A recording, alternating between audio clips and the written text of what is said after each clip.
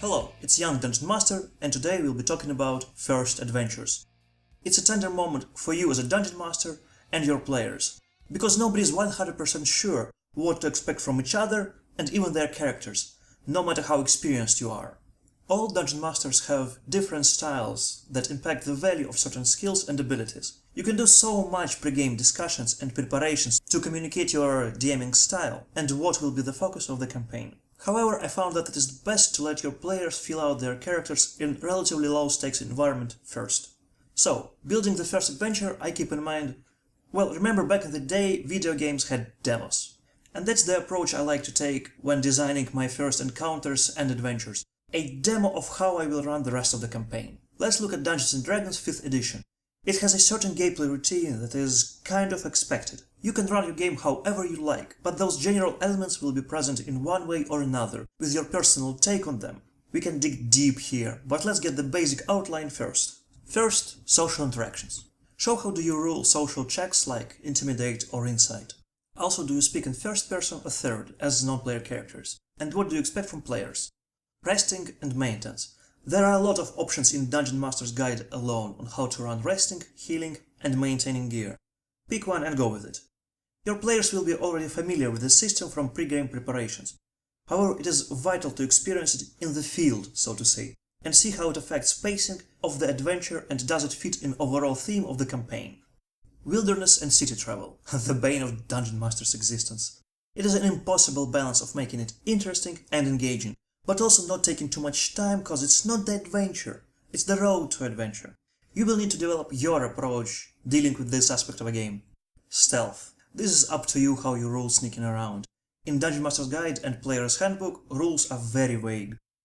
Keep in mind, consistency here is very important. Players will hatch their plans depending on your rulings on stealth.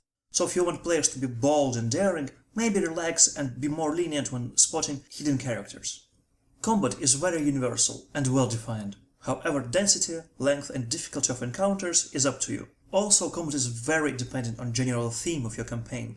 It is almost expected to get into multiple fights every single session if you are in high adventure setting, but multiple encounters would feel out of place in mystery-veiled gothic setting.